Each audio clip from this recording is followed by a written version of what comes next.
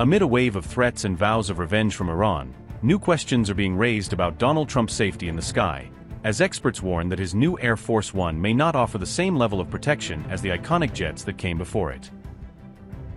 Unlike the older presidential planes, which were equipped with sophisticated systems designed to defeat incoming missiles, Trump's new Air Force One appears to lack key layers of that advanced anti-missile protection. Aviation analysts point to photographs and footage of the Qatar-donated jet and note that the usual external clues to high-end defensive suites just aren't visible. Put those gaps together with Iran's angry calls for vengeance and the picture becomes even more worrying. In the eyes of some critics, the US president is flying around the world in a plane that makes him an easier target than he should be. Amid rapidly rising threats to President Donald Trump from Iran and its supporters, the safety features of the new Air Force One aircraft are coming under intense scrutiny. Reports indicate that the new Air Force One currently lacks some of the advanced anti-missile capabilities that have long been considered standard for the presidential aircraft. By contrast, the older planes that served as Air Force One were fitted with systems designed specifically to defeat heat-seeking missiles, providing an extra protective layer against man-portable air defense systems and other infrared-guided threats targeting the engines.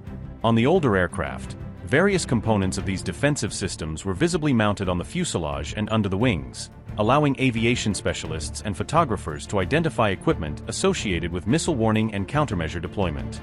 However, in photographs and footage of the new Qatar-donated plane, the same telltale features are not clearly visible. According to reporting, the full anti-missile capacity is planned for inclusion in the two brand-new Boeing jets being built to serve as the next generation of Air Force One. Historically, missile defense systems on Air Force One have seen little active use, with most presidential flights conducted under heavy protective bubbles and careful route planning that avoid direct exposure to known missile threats. Despite this limited operational use, these defensive suites are still regarded as critical aspects of Air Force One security, serving as last-resort technology in worst-case scenarios where the aircraft might suddenly face an unexpected missile attack.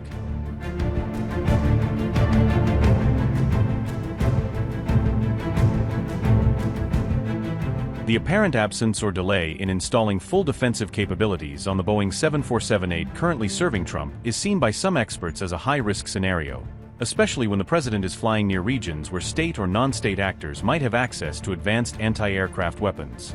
This concern became more visible when Trump departed Turkey after the NATO summit using the older Boeing-based Air Force One, reportedly at the urging of the Secret Service, which preferred the tried-and-tested jet with its established defensive systems for a high-threat environment.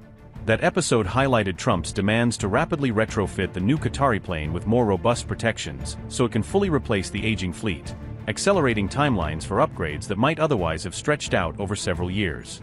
The White House has defended the safety of the new aircraft, insisting that it is fitted with security protocols and a range of protective measures, even though officials have stopped short of detailing specific systems or listing exact capabilities.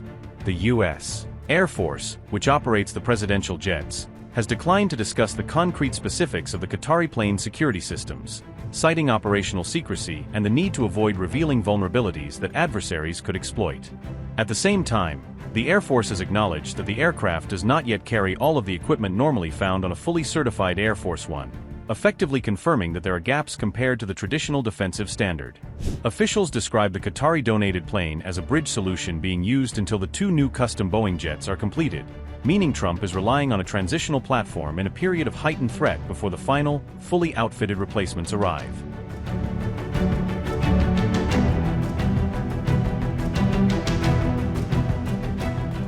Donald Trump said he remains Iran's #1 target, while speaking to reporters aboard Air Force One during his return flight from the NATO summit.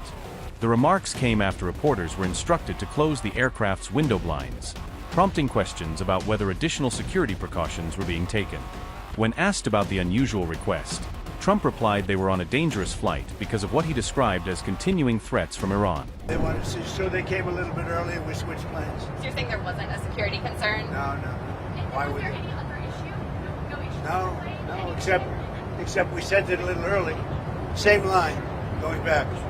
We sent it a little bit early so that we could let them see it. The whole base came out and saw the plane, and then we landed. Do you know why they had us close our window blinds? That was not usual.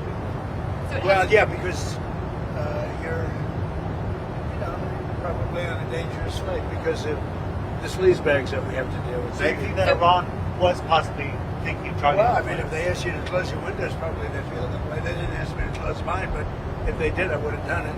You know, these are sick people, so I could see something like that.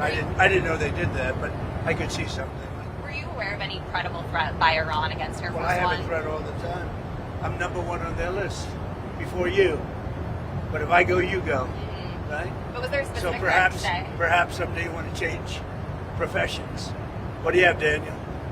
CENTCOM posted that there are strikes ongoing in Iran, so can you give us We an update? just hit them very hard, and I say we hit them 20-1. Every time they hit us, we're going to hit them 20. And we did it last night. They did a little something today, but it was really retribution for last night. They hit actually 3 boats, not 2. And when they hit, we hit back much harder. Are we returning to a full-scale military conflict, sir? I don't know. I don't know. We'd win it very quickly. It's another way of doing it. We have many ways we can win, but we've already won militarily. They have very little. They have very little left, and they want to make a deal so badly. Trump also joked that members of the traveling press might want to consider changing professions, making the remark while discussing the perceived security risks. The comments came as Trump returned from the NATO summit held in Ankara, Turkey, where regional security and the Iran conflict dominated discussions. Trump switched from the older Air Force One to the new Qatari-gifted Boeing 747-8 midway through his return journey, according to the Associated Press.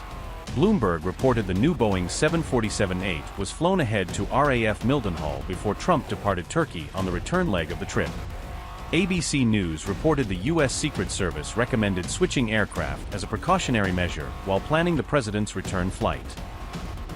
Sources quoted by ABC News said the decision was taken out of caution amid the escalating conflict involving Iran, although officials did not publicly detail the specific threat assessment.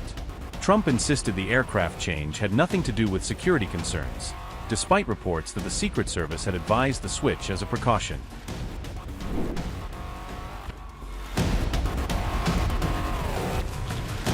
An Iranian official claimed Donald Trump was within Iran's reach during his visit to Turkey. Iran says it deliberately chose not to target Trump in order to preserve relations with neighboring countries. The official said Tehran exercised restraint despite growing calls to avenge the killing of Ali Khamenei. Iran claimed maintaining good neighborly relations took priority over attacking the US president. Ayatollah Zaghami said, and I quote, "Trump was within reach for retaliation over Khamenei, but in order to preserve friendship and good neighborly relations with neighbors, we did not target him." Unquote.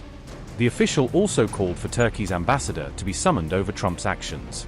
Iran accused Donald Trump of directing attacks on Iran while attending the NATO summit in Turkey. The remarks came as the ceasefire collapsed and the United States and Iran resumed exchanging military strikes. Earlier, an Iranian MP claimed Trump's presence at the NATO summit presented an opportunity to target him.